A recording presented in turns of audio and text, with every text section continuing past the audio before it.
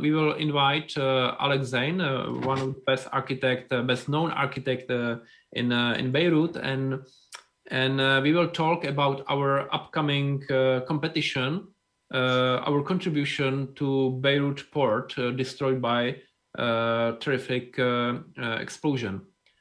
And maybe I would like to invite here to the discussion Alexandre Zein. He's another member of our crew, because he is for a long time a member of our jury, and now he has I think very big job now within Inspireli Awards, and maybe he can explain what is his work in our crew. Alex, stage is yours. Hello, good evening, everyone. I'm Alexandre Zein. I'm an architect of Zein Engineering.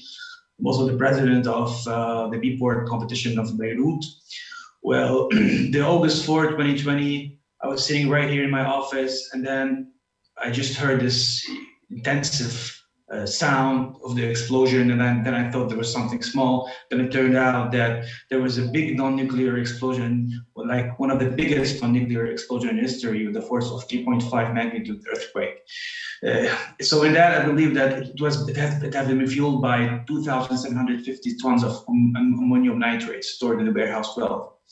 So this tragedy, this dire incident that occurred back then, just intrigued me for the idea that I think that after the whole port, which is the heart of Beirut, and the reason behind all of Beirut, because it all started at this node point, and then it just propagated to create the city of Beirut. So based on this, I just thought that I think we should create some kind of competition, international competition, in a way that the whole world is supposed to think about Beirut. Not only Lebanese people shall only think about it, solutions, and the unwavering problems that occurred, but I think that we need to some kind of reinvigorate the port and the city of Beirut.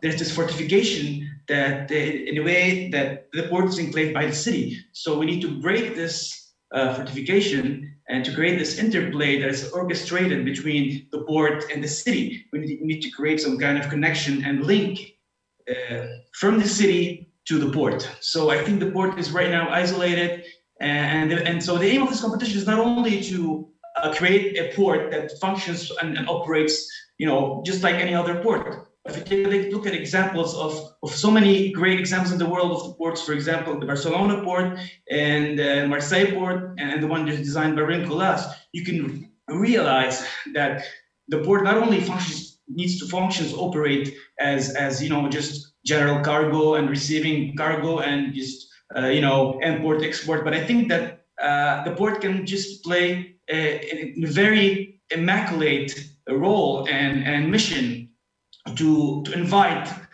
all the citizens to be part of this of the port, so we can just lure all the people and all the citizens and all the tourists, so we can create this kind of touristic attraction, and we can just foster economical and socio-economical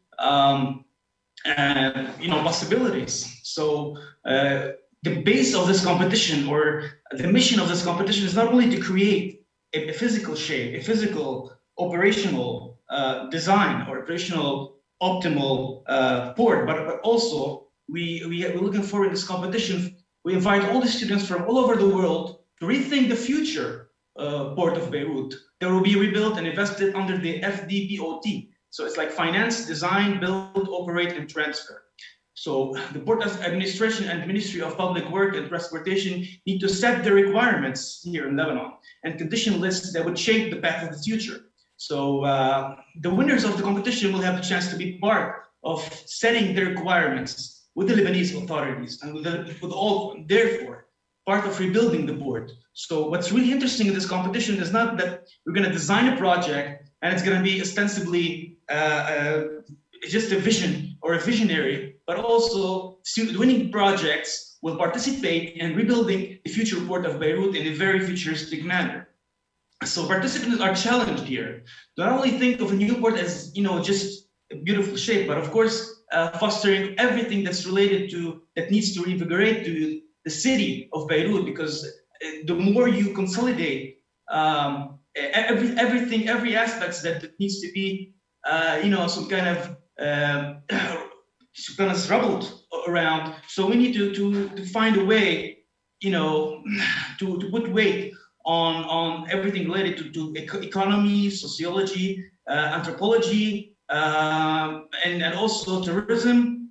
So after a long history of fortification, I think it's about time for now to synergize the city of Beirut with the port and emanating inherent social and economic opportunities. So yeah, that's it. So I want to encourage all the students to think of the port differently, to change the direction of the thinking. You not only think of the port, in just as a conventional way, but they have to outstrip the thinking into something more advanced, more futuristic, more to subdue more interesting ideas to the project. We're not looking for snob projects, yet we're looking for some kind of vigilant, when you extrapolate all the elements from the city and put it in the port. So when you create this vigilant port, I think in this way, you will be imminently creating a really interesting and phenomenal project. So basically, that's what I'm going to say. I'm going to be awaiting all your questions right now. I'm going to be answering them thoroughly. So I'll be awaiting your questions. And Karel, the stage is yours. Yeah. Thank you very much, Alex. I would like to maybe share with you the spirit behind of this competition, because it was, I think, maybe it was the Christmas time. Maybe it was around December when I contacted Alex, and we talked about our possibilities about Inspireli Award. And then Alex mentioned that they have real problem in Beirut, because the Beirut port was totally destroyed. And maybe, I don't know if you are familiar with the information about this silo. The only one building which prevailed this explosion. This building was created by Czech company, and it's really, let's call it a funny situation or a coincidence situation, because the same situation occur in Hiroshima, because there are the only one building prevail from built by Czech architect. So in this biggest catastrophic scenarios prevail only two buildings, and in origin and from Czech Republic. So that's why we make a deal with Alex that we have to do something. We have the community in Inspireli, and we have a big experience with competition, and we say, okay, why not to a little bit change the how to say, all the spirit of Inspireli is to support students. And now what we are doing, we are using the power of students to support the city. It's something really nice. And now I would like to share the screen again, and I will show you, because today is the first day we launch the Inspireli Beirut competition, and it looks this way, the new screen. And here you can see there is the assignment, so you can read everything about what Alex mentioned before. And what I would like to highlight, this is the building which was built by Czech company. Can you imagine that? This is incredible. And here you have the documentation you can download. What is nice is that you can make a design. Your proposal can be absolutely free. It means you can what your dreams about how to incorporate it, the port into the city, how to open it to the public. You can do that. Yeah, it is a really design competition, and I'm proud about the jury, because of course we will use our international jury, but for the final there are really important personalities from Lebanon. There is the mayor of Beirut. There is the president of the Order of Engineers and Architects. There is the president of urbanism in Lebanon. There are two deans of Alba University and from USEC. And from Czech Republic, there is Peter Kolář and Michal Kunz, two really big architects from our country. So this is on their decision is now how to say the responsibility for the future design, maybe possible future design of Beirut port and Beirut city. And we can talk about prices for students, but I think again it is not about prices. It's about the potential. It's about the occasionality that students from all around the world can help to one city with architecture issue. Can you imagine that that Inspireli Awards is now, it moved not only to the education system but to some how to say humanitarian system that we can really start to help solving different problems. Maybe I can go back to a screen and Tanvirul, can I ask you again? Let's open the discussion about Beirut Port. What do you think about this opportunity for students and for Inspireli?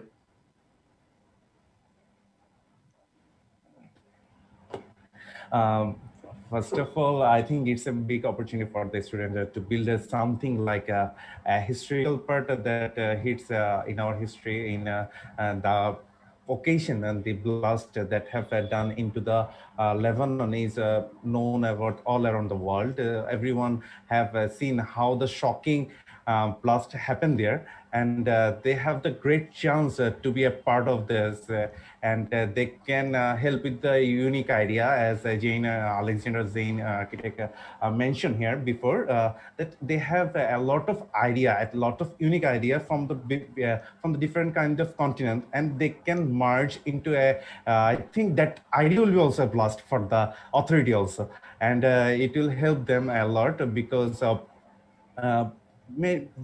Various people have various kind of idea that can merge into one, and it can help into the various aspects like financial, like it can cope with that authority, I think, and it's a big chance for the student, and they will be inspired, I think. Yeah, okay. So Jose, what about you? What is your opinion? Okay, I think this is really a huge opportunity. I think that is the word for the students to take part in a process that is really important for a country.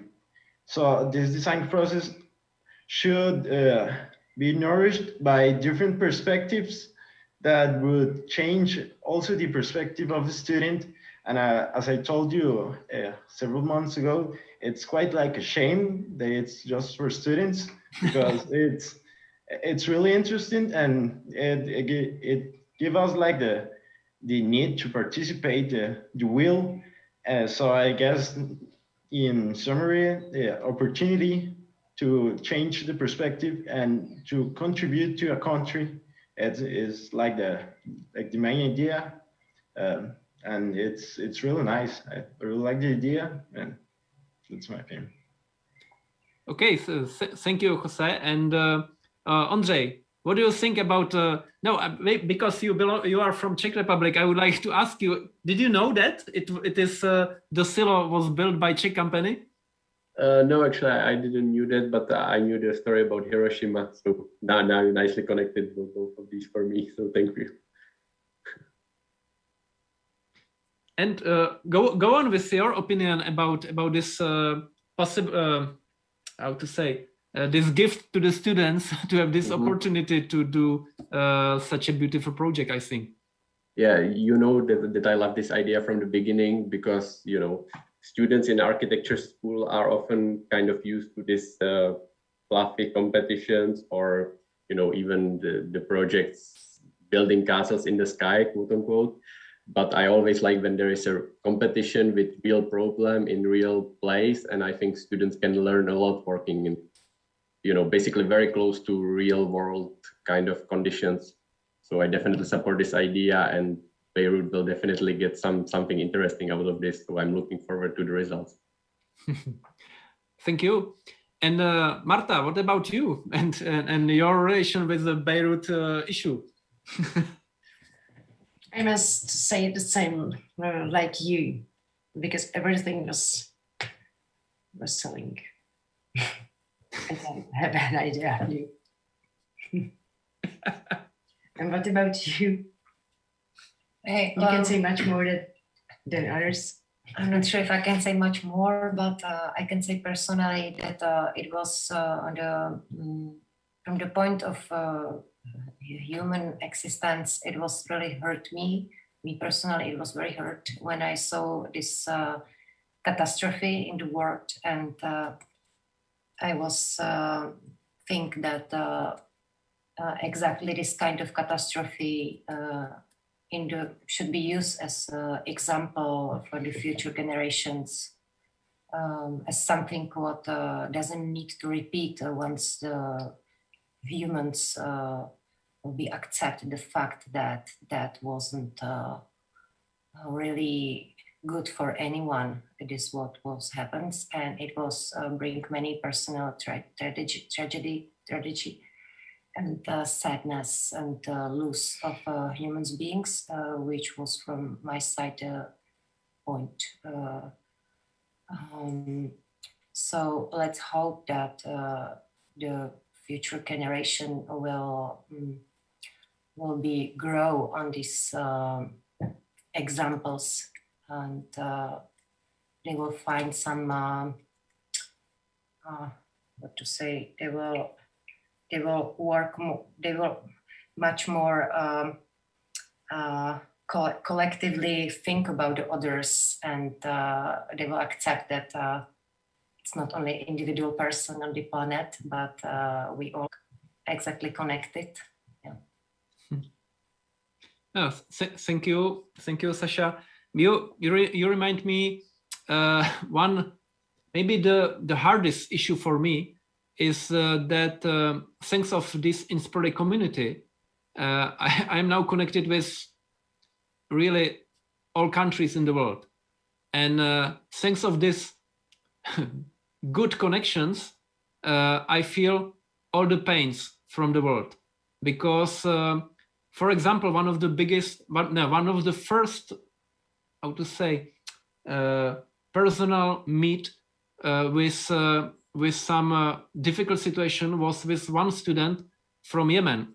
It was in the second year of Inspireli Awards. He was the first student from Yemen who submitted his project, and I contacted him because I was in that time trying to contact anybody or everybody, and I asked him, "Hey, can you help me to connect more your schoolmates to your university?" And he told me, "It's not possible. I have outside war." And it was shock for me, because I didn't know that there are any war in Yemen, because it was not in the newspapers in that time. And after 2 years, they became information about starvation in Yemen. And I found out that I cannot contact him. So I tried for half another year. I tried to contact him, and finally he submitted again the project, and he was with his family in another country, so he survived. And it was first time when I felt that that to have friends everywhere it means that you start to feel responsibility for everything in the world, and it is a little bit hard. It's difficult, and I was not used to for anything like that. And when it happened in Beirut, I immediately contacted Alex. I contacted the president of UMAR, because he was my friend. He's my friend still, and we have from I think third year of Inspireli Award, we had a winner from Lebanon, it was Maria, I think is her name, and Maria Aberat, and she's from Lebanon, and I knew that she were back in Beirut, so I felt really big fair about them. So I immediately contacted all of them. So of course I wish that this situation will never happen again, but that's the world. But Alex, can I ask you again, because we have this beautiful competition only because of you. It was we talked together, and through this negotiation, it occurred that we will create this competition. I would like to ask you how the mayor of Beirut reacted on our to say offer for help, because you know him, me not. So please share it with us. Well, previously we've been working on Zein Engineering. We've been working on shelters, like emergency relief for all the people and the homeless that their houses were devastated. We have like extremely destroyed houses. So we've been working on and coordinating with the mayor. So after we discussed with you that the idea of creating competition, I addressed the idea of the competition to the mayor, and he was really exaggerated and he got really excited, and he said, "Go for it! You got my blessing." And this is when I talked to you and I told you, "Come on, let's just build this competition. Let the whole world think about Lebanon, because it's worth it. It's such a beautiful country, it's such a beautiful city. And, everywhere there's corruption, there's ups and downs, but I believe that the core of this place is amazing, and it deserves." And I don't think that these people that face this drastic incident, that they don't deserve what they face, because I've seen in my face, the whole mass destruction, and you see people dead, to see people bleeding, and the hospitals were destroyed right in front of the board. You see a totally destroyed hospital. So the hospital can't just take care of people and give them health care. So imagine how drastic and dire this situation was. So we wanted to engender a new some kind of idea to create this inclusive thinking of Beirut. So the whole world should think about Beirut, should think of solutions of how to exceptionally create new ideas, new futuristic idea that to clinch the whole futuristic ideas together. And by doing so, I think we've been offering and giving more to Beirut, because they deserve it, because they are in deep need. The people of Beirut, I'm one of them.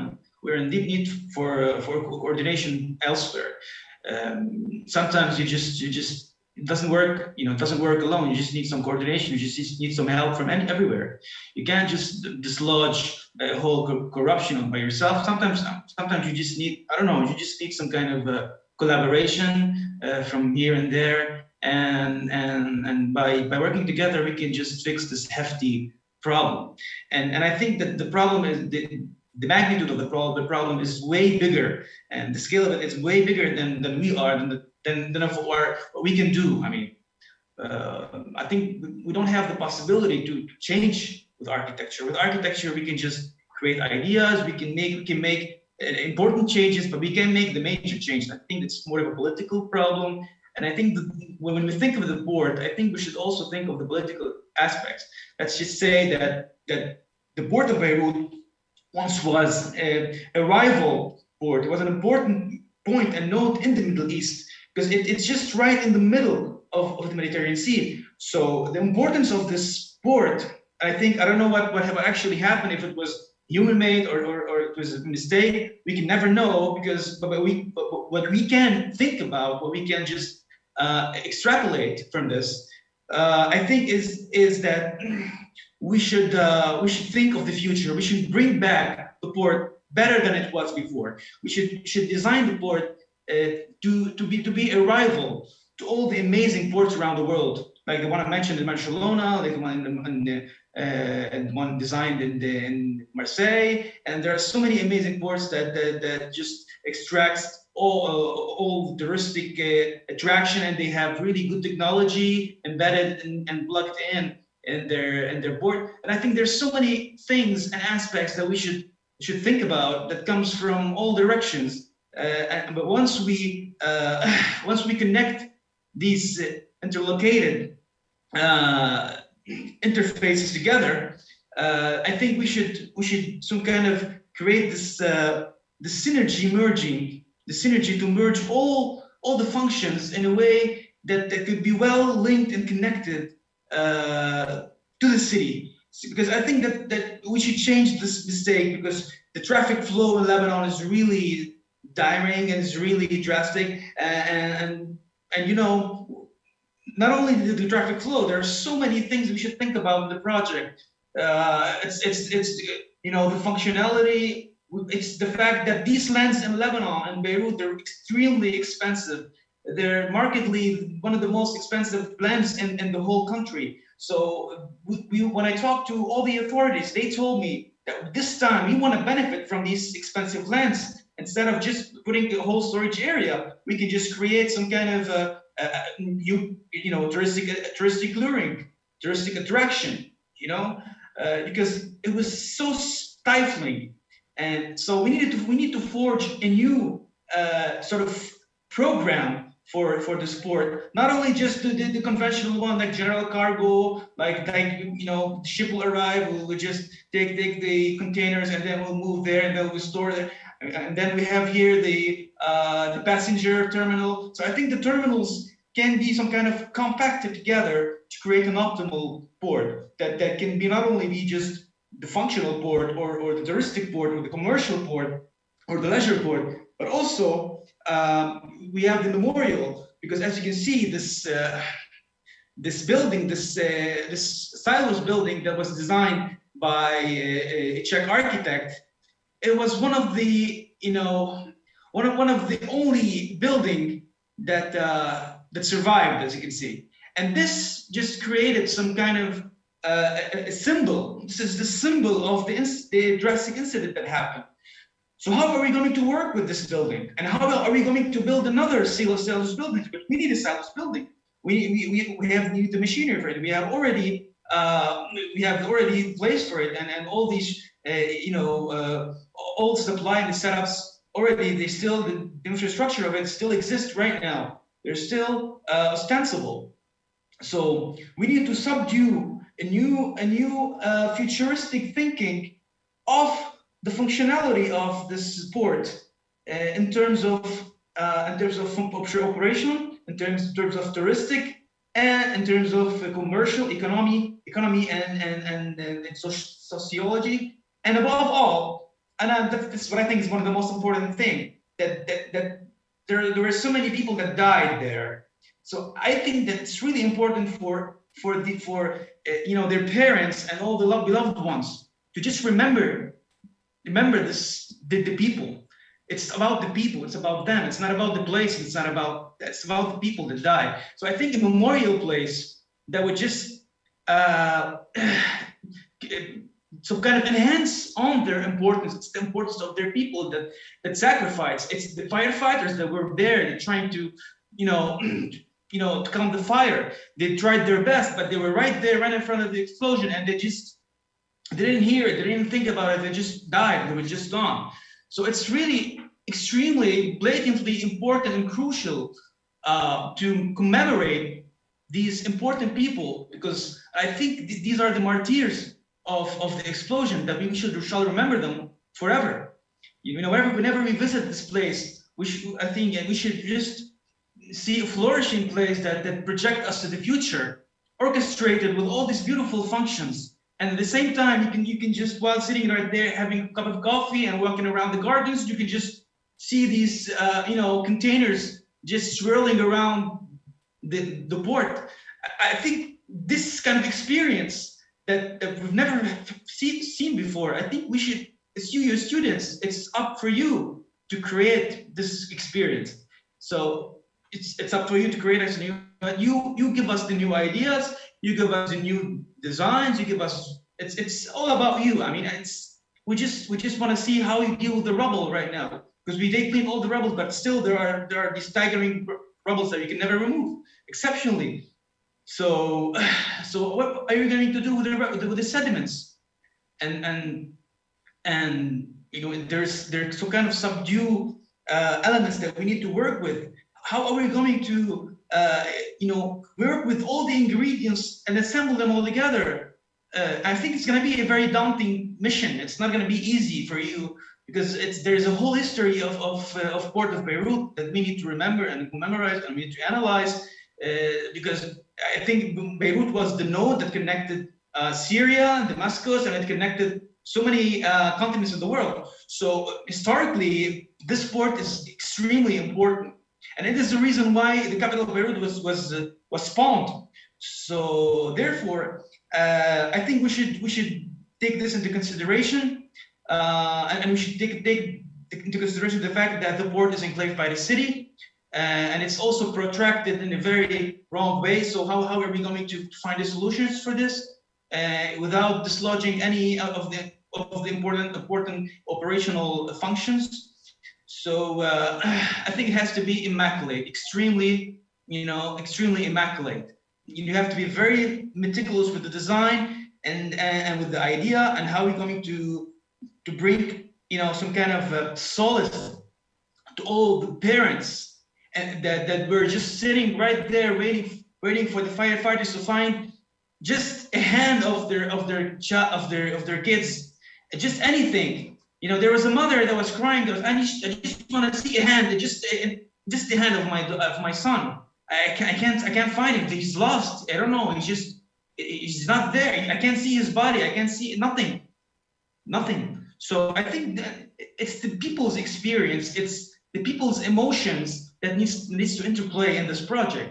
So I think this premise, I suppose that there's so many important aspects that we should consider while designing this project. This is a message for all the students, and also we should also think of pollution. That a port is one of the most contaminating element in the city. So how to create a sustainable port? How to create an extremely sustainable, clean port in a city that is really contaminating. So how could this hub become the oxygen that will absorb all the contamination and all the acute contamination from everywhere in the city, and bring them all around the port? So I think thinking of sustainability is one of the key criteria, and one of the most phenomenal aspects and fundamental aspects that we need to think about and consider and take into consideration while thinking of the project. So I think everything I just mentioned is well elucidated. So and again, and not to forget, because right now our city is so tainted. The walking flows of the pedestrian doesn't exist. The vehicular flow is really, there's always traffic flow. There's always traffic jam. There's always and that would create more taint. So we need to consider the circulation of the cars, the circulation of the pedestrian, how to connect the port with the city in a vehicle, vehicularly, and as a pedestrian, and how to create this node that will propagate the greenery and all the clean some kind of input and injections that would be injected in the port, how to let it propagate to the city. Because we should not only think particularly and significantly only of the port, but we have to think of the overall inclusive city, because we're thinking of the city here more than thinking of just operational port and ships and the soaring stuff. So basically that's it. I have a lot of things to talk about because right now we're still in the logjam, so we're still figuring out ways to get out. So we were just looking forward in this competition to really seek really beautiful and beautiful ideas depicted by students, and I think that the winners are going to be very lucky, because they're going to be coordinating with officials, and they're going to be part of rebuilding the port, because they're going to be some people that want to invest in this port. They're going to maybe be coming from outside under Lebanese administration, so they're going to be part of each and every chapter in this whole journey.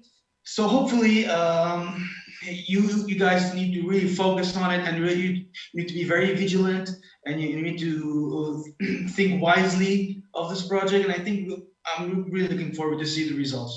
So basically That's there. Of course, there's. I have a lot of things to say about sport, about this incident, because I lived there, I've been there, and I've seen people screaming and moaning and crying and weeping everywhere, and I've seen blood around, and I've seen everything destroyed. You see a whole city destroyed. It was a mass destruction, and then there was, luckily, we had a lot of NGOs that rebuilt it, and if you don't, you can never know unless you experience Lebanon. If you experience Beirut, it has this peculiar spirit. It has this special, unique spirit that, I don't know, doesn't exist around the world. Because I think it's the spirit of people. It's the people that animates the space. It's the people that makes this place beautiful. You see people, they just go down to Mar Khair every day. You see people on the bars, walking around the streets, talking, enjoying their time. You see all kinds of people, and every tourist and every citizen that just visit us and just say that I love the spirit of this place. I love these people. It makes me exhilarated. So imagine that after this explosion, there was this huge mass of people that were extremely devastated emotionally, and even there was like a loss. We're speaking of millions of dollars of losses economic. We had an economic loss. We're already in a crisis, already in a crippled economy, already in a drastic situation, and still we just had this this explosion. And we were at a time where the pandemic, we had really low cases of coronavirus, COVID-19. And then after this explosion, I remember a scene on the television saying that there was a woman that had COVID-19. And then the firefighter came to her and he told her that I'm going to save you, I'm going to rescue you. She said, no, don't rescue me. I have COVID-19. He said, I don't give a damn. I'm just going to rescue you right now. And this is when, you know, the cases surged dramatically. So we had this dramatic surge right after this explosion. So it not only affected and killed people, this explosion, and killed the whole city, but it also projected a long just journey of problems and you know, protracted downsides. So I think we're aspiring in the sport positivity. I'm very you know, positive about it, and I think that this is one of the places where positivity can be spawned, can be just born. Positivity can be born there. So I'm very optimistic about it. So, and I really hope that the results will be really exciting and hefty, and really I hope everything will be great. So I'm looking forward for everyone. And maybe, I guess I talked a lot, so I guess I'm gonna give the stage to Karel again, and I'll be answering all kinds of questions. Let's all together reinvigorate the city. Let's all together create immaculate, beautiful Beirut, and let's bring it back to its spirit. Let's bring it back to this forced economy. We can all Lebanese bring it together with the help of everyone. So it's just a teamwork. So basically that's it. Karel, the stage is yours. Thank you, Alex. It was very nice to hear everything, because we felt how what you saw, yeah, and your experience is something what is really important to share with the community. And I'm really curious. I was thinking about who will be the winner of this competition, from which country. Can you imagine, for example, from Czech or Slovakia, because we have no sea, and we will create the one of the most important port, in the world. It's going to be a collaboration with Lebanese and international. So let's just hope it's going to be a great collaboration.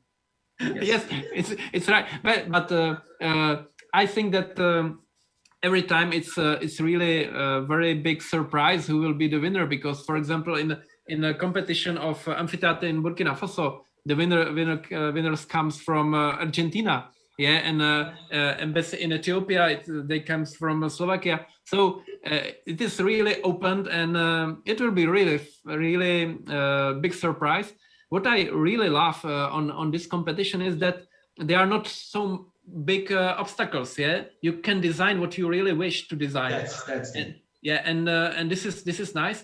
And what I feel, I talked with a lot of architects, and all of them, they wanted to compete. Yeah. So and we talk with Tanvirul, with Jose, and with Ondřej that maybe we have two solutions. First one is to open it for architects too. Yeah, as a new one category for just architects, or to connect students and architects. Yeah, because why not to have a student? In case of university, you have a teacher who is helping you, and teachers in architecture, they are architects. Yeah, so you have architect who is helping you, who is guiding you. So maybe I think that it was Tanvir's idea that there can be connection student or students group with one architect. So we will think about that. Tanvir, can I give you a stage for, because I think it was your idea. You explain it better than me, I think, and I will give you to you because you can understand there's a student how that can be competed, and I think one architect will help the students to understand what about the profession or what can be built and what can really help them to reach their goal. So it will be a great guidance for them also. They will never get lost in the field. So that I think an architect will help them, not more than one. He should limit into the one. After you, Carol. Okay, so I understand. So it will be, yeah, we call it supervisor. So definitely we are talking about supervisors. We will allow, I think that we can allow students to choose their supervisors and to announce them, because I think it's a appropriate way. And okay, I think that it was enough about competition, Beirut competition, and now because we promoted this talk that will be open to questions from students, and we collected several questions. Some of them are hard to answer, but I will try. So please, Sasha, can you, or who will tell me the questions, and we will try to answer. We have some questions. If it's necessary to be futuristic design, can it be contextual or memorial type? I think that it's for Carol, maybe for another architects. Alex. Yeah, maybe for Alex. Yes, good. Yeah. So you're asking if it has to be memorial or contextual. Well, I think it has to be permeated in all of them. I think it's the memorial has to be entrenched within the overall project.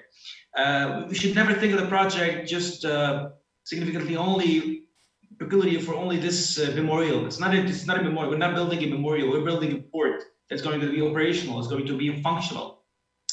And of course, when we're comparing with the contextual, of course, it has to be contextual. So it has to be both. Contextual means it has to connect to the city. It has to synergize seemingly with the city in terms of citizens being able to visit this port, creating some recreational areas, commercial areas, socioeconomic that we talked about earlier.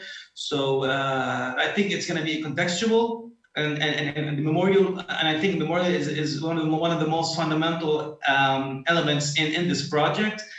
And of course, as we just created this cadastral operational plan, the former operational plan shall be taken into consideration, and how the port used to function prior the explosion. So we have all the documents in the website that you can just check. So we need to take this into consideration. But as Karel mentioned earlier, that there are no limits for the design. So you can just suggest that we're gonna just take this small area, and I don't know, it's up to you. You can just take one area and leave half of it just for economical, possibilities, fostering the economy. I think Lebanon needs to do any way or any just door to open just to foster its economy. So I think we should think about all these things all together, and we should invoke everything we need to just attract and absorb to enrich this project with its functions, with its design, with its connectivity to the city, and how it's orchestrated all together, and how it's connected, the circulation, how you solve the problems, and you find solutions for traffic flow, solutions for tainted port, how to create a sustainable port. There are so many things that you should think about all together, not only just lay the focus on just if it's contextual or immemorial. I don't really recommend you focusing, merely on, the memorial. It's not a memorial, okay? It's a port that has all its nutrients that needs to be all synergized and orchestrated together in a very seamless way and connected to the city, of course. And I think these are one of the most important things that you should consider while designing your projects. So I hope I answered the questions, and I delved well in it. Yeah, that's it.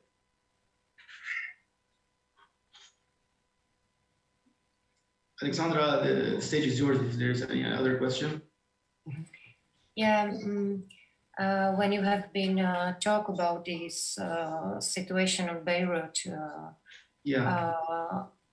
how do you think after some time when it happens, how people, mainly the society and everything, how they have been living anymore with the situation, or accepting the situation, or what was the change, or it was affect Beirut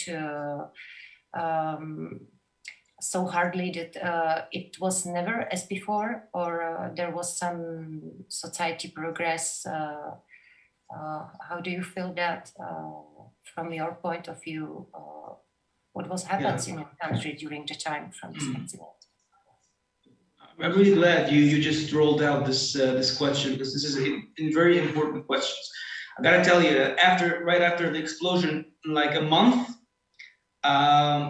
you see, I've just seen miracles. I mean, you see people, first, they were extremely and blatantly traumatized.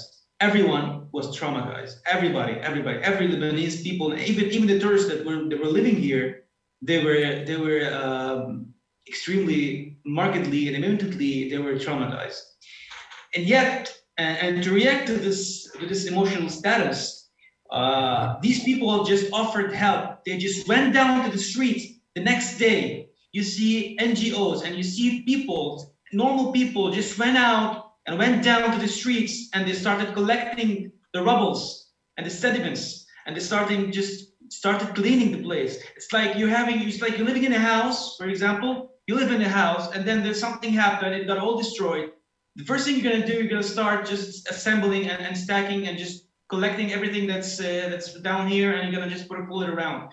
That's what they did. They consider Lebanon and Beirut, it's like their house. They all went down to the streets, and they were extremely devastated emotionally, and they were really sad, and they were really down, and they were really demotivated. They felt like this is a really catastrophic incident that they never expected. It was all the time. There was like ammonium nitrate brewing inside the warehouse 12. It was all the time. It was deemed like something like a bomb, like a time bomb, and then suddenly it just exploded. So the emotion. I remember seeing people that I don't know. They were still not really accepting what happened. It took them time to cooperate, to let's say cope with what happened. And I think what really solves them was the fact that they wanted to just did the reaction. They just went down to the streets. They started helping people. The people that really had the potentials, they had the money. They started offering help. They offered donations. And we worked on the shelters project. We already received so many people that wanted to help, wanted to offer donations to build shelters. We already worked on it. And I think that I've seen, for example, when I just addressed the project of building shelters, I can tell you, like there was like hundreds of people just sending messages. I want to volunteer. I want to be part of helping Beirut. I'm doing this for Beirut. So that's. I think this is really this is a sobering fact. That the dread that been faced after the explosion just ended up with people that wants to build back their cities again. They want to build back their city. it's like they're living in a house. It was devastated because extremely in Beirut, all the houses were destroyed from the inside out. When you go in the first 100, the first 10 kilometer of this diameter of this explosion destroyed almost, we're speaking of 100,000 house was destroyed, and 100,000 people were homeless. So they had to, they start receiving help from outside, but still, it took us time. It took us like weeks to sort of recover emotionally and psychologically. It took people months to recover psychologically from the thing that happened. And so some people till now that lives in Beirut and in Ashrafia, and they actually they've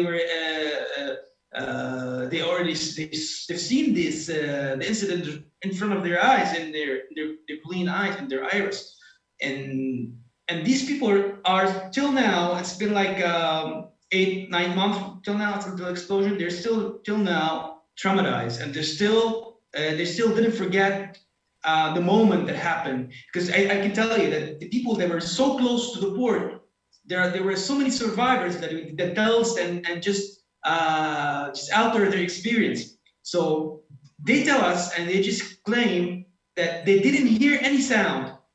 It was just a whole of an extremely powerful wave that just it was kind of opted to explode around. They just see everything around them like a mass destruction.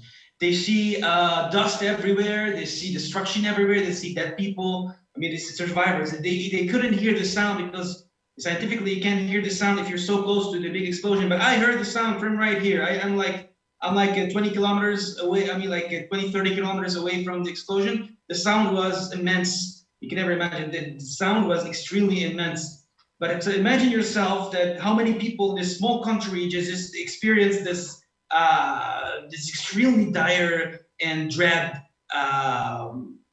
hefty explosion that only occurs like once in every lifetime now. So I think these are one of the most important reasons that drove me and intrigued me to think about this competition, to create this competition. We were looking for stellar projects. We're looking for perfect projects. I think that would outstrip every thinking, every imagination. So I want all the students to think about this project with no limits, no deterrence. Just dream. Just think about it. Think about in a very futuristic way. Imagine yourself in the future. We don't want any conventional or repetitive, already made design. We're looking for something new. We're looking for something original. We're looking for something genuine. So roll out your ideas, and we're gonna be waiting for. I think if you just answer everything I talked about today, if you just have solutions for the problems and the aspects that I talked about, I think it's gonna be hand over fist. So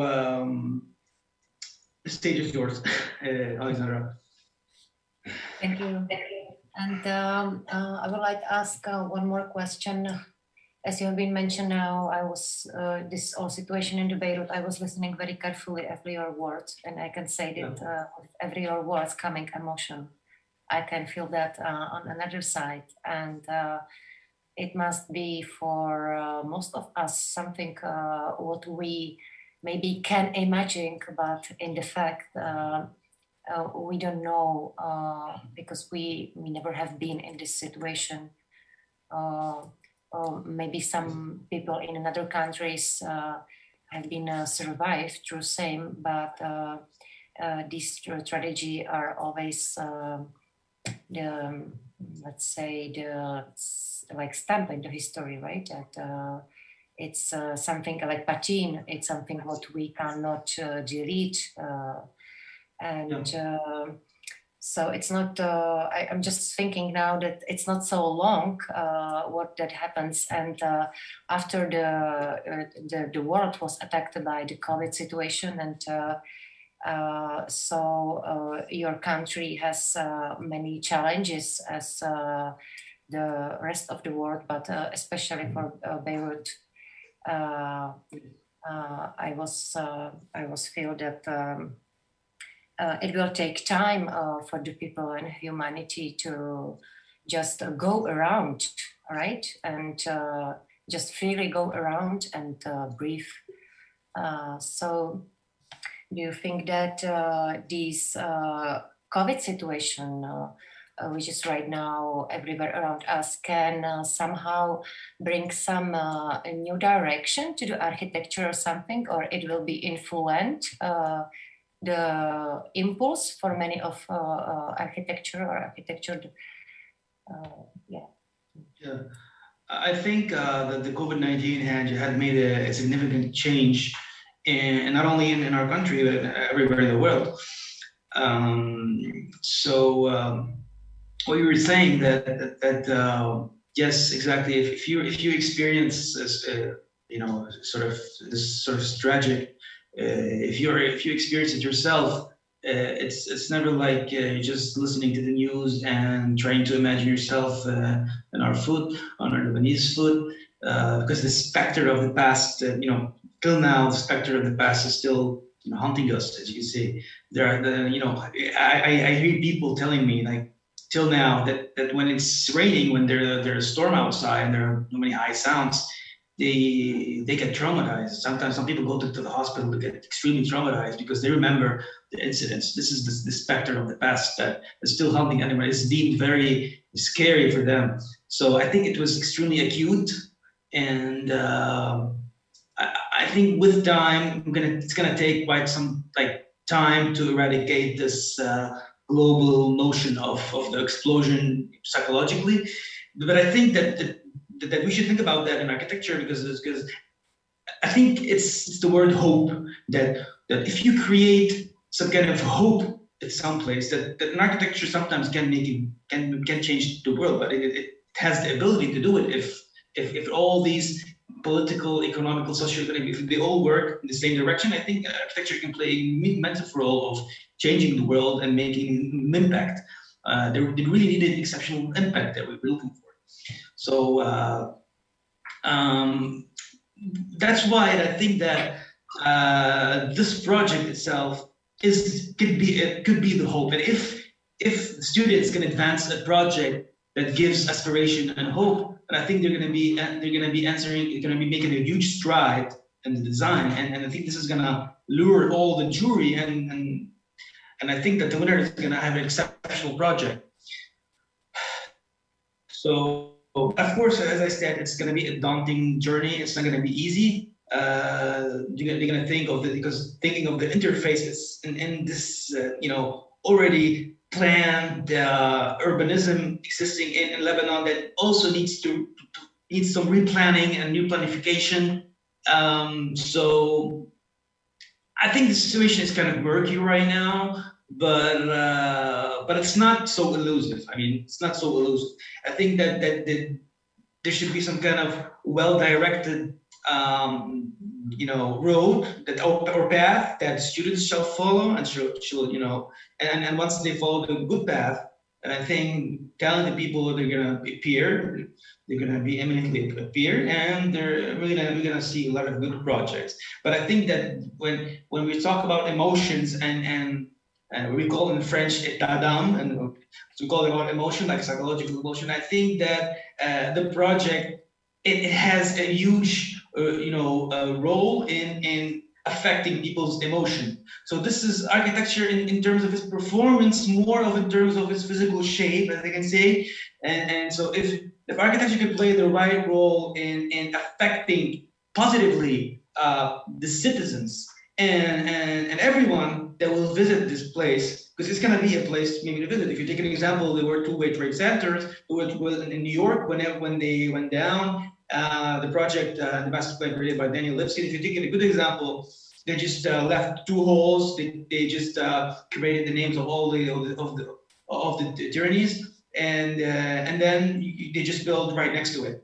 So I'm not saying that you should do the same replicate thing that Daniel Lipskin or the people that were on New York stuff. Memorial. It's not a memorial, but I think that working with emotions, that like bringing aspiration And you should also think not only you go too emotional, but I have to think really technical, because there's so many, there's an extremely important infrastructure that we should be taught, and how to embed new technology in it. And of course, the fact that the economical factor. So I think once we answer all these questions, once the project plays a role in fostering the economy, the sociology, and even politically, when we say that this sport is going to be the main rival from its surrounding, from the surrounding context, because that's just if you want to take it through. Right now, the main important vital port in the Middle East is Haifa, but Beirut port was its rival. So we're really looking forward, and not only me, I mean all the authorities, the ministry, the municipality, they all want this port of Beirut to be the main rival and really important port, an important point for the future. Yes, so that's it. Stage is yours, Alexandra.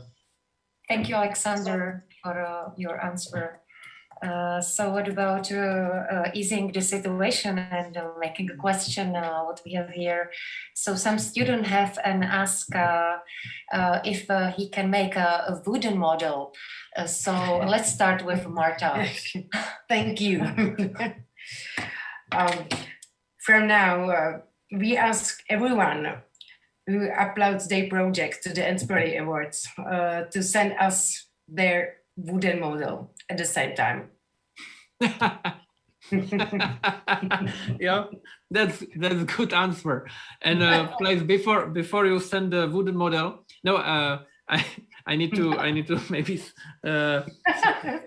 I would like to add that we saw a lot of projects where edit the photos of wooden models. So definitely you can do that, make photos, and it is very nice. And I think that jury member they like it. Yeah. So it could be an advantage. Yeah, do it. Please, another students' questions to answer You them. can do anything you want.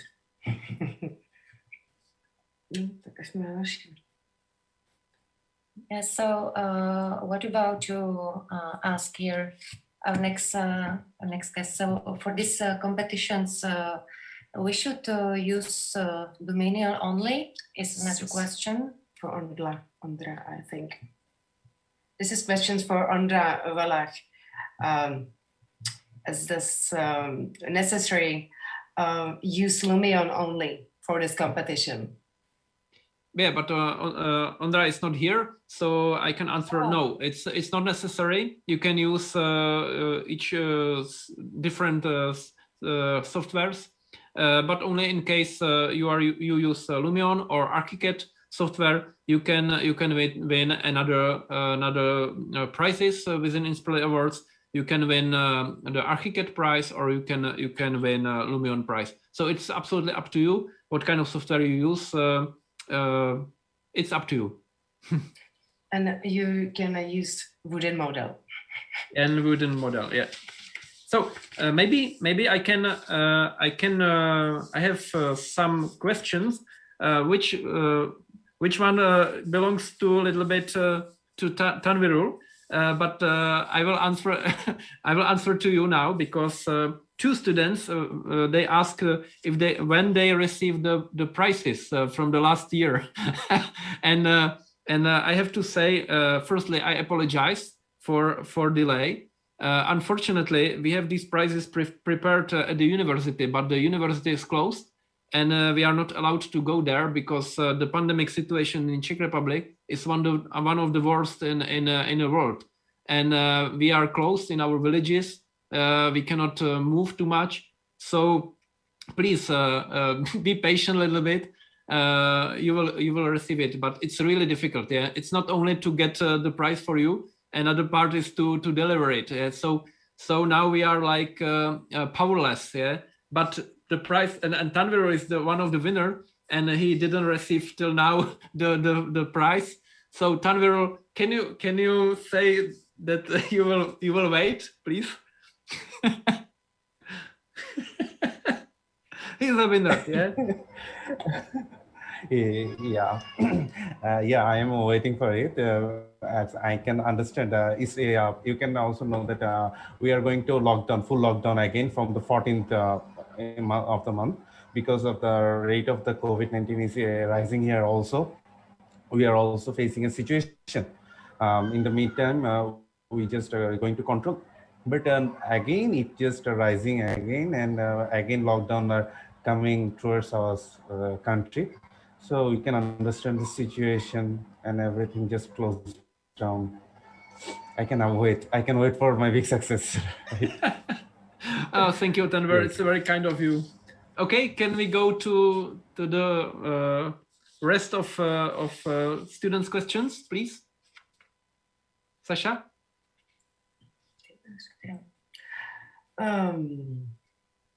Yeah, I'm going with. So, what is your feelings when you inspire a younger generation with such great initiative? I will like ask Jose Carlo Bolaños. My feeling of being inspired by Carol.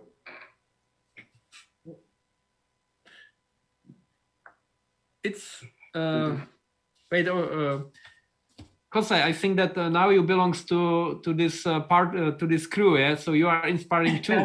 Okay. You have to start to feel the responsibility, and Okay, I feel like it is not just like a individual feeling. It's like this whole community of advisors. I feel like we've been talking to make a unified ideas to inspire different students, and each of us making our part in our countries and in our universities and schools.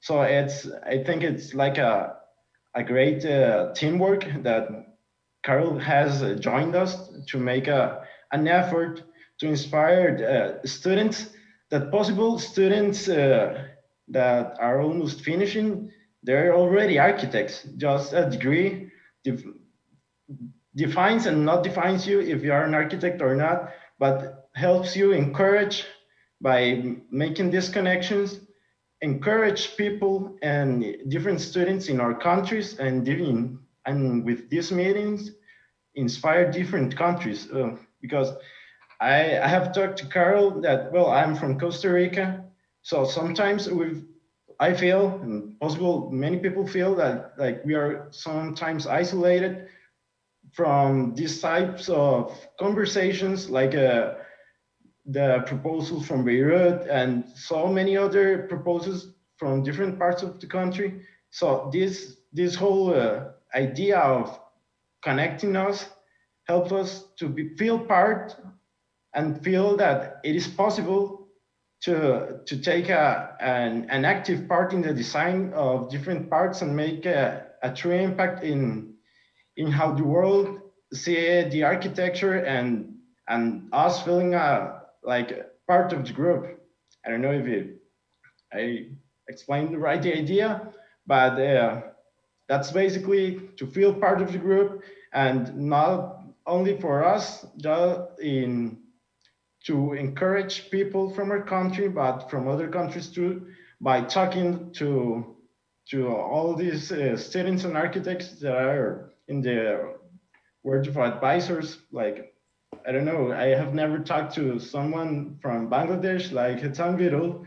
Also, I remember Angela, I guess, from Armenia. yeah. Also Ali, that I think it's from Iran. So that helped us to make a bigger perspective and take like a vision into the big picture, because we have like a basic idea of our context here in America, but there are so many issues that we don't consider from other countries, and their social and also political aspects in their countries that help us build a better and more holistic idea to inspire people in different contexts and different social environments as well.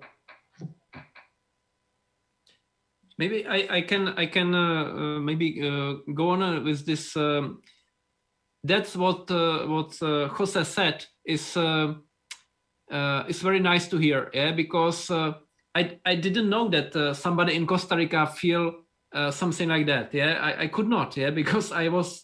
It's for me for the first time to be in touch with somebody with Costa Rica. Yeah, so this is. This is what we feel, all of us. I think that we are that it is bigger than we are. This is, and it makes sense. I think we can make it to this conclusion. So, Sasha or Marta? Yeah. No, there are still too many questions. I suggest answering the last question. Okay. It's from Nikki. What makes a good architect the best? Ondřej, Karel, maybe. What do you think? Ondřej. Ondřej, yeah. Let's hear Ondřej's opinion. Man, it's such a hard question. Maybe Carol could start, and then I will chime in. Try it.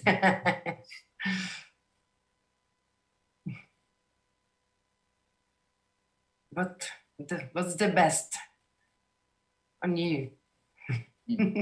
Again, as I mentioned before, right? We are from many different parts of the world, and we are having different opinions. So that's always a very long architectural discussion that's usually done around the evening time with a glass of beer or something. So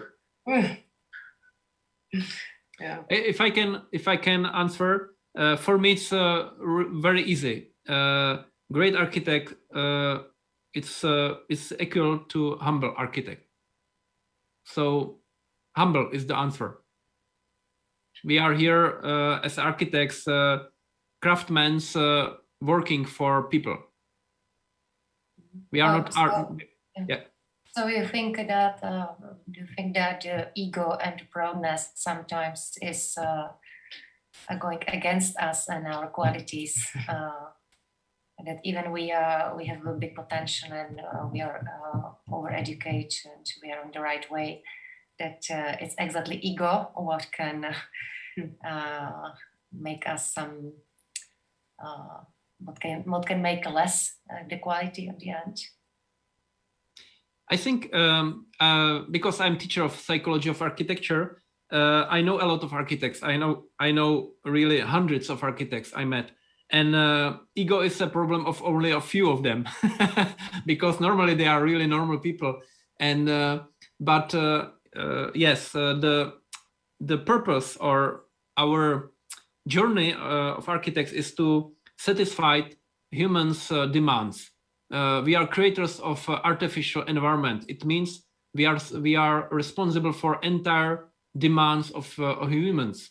So it is a very big responsibility, and that's why we need to think more about the people than about us. So I think that it can be connected to the word humble. To have humble and of course work on our profession. You can be good and great architect, and it doesn't matter if you will be known or you will create something small, or maybe I will be known as an architect and nobody will think that I didn't create any architecture in my life. Yeah, so architecture is a big word, big content, and humble is a correct word, I think.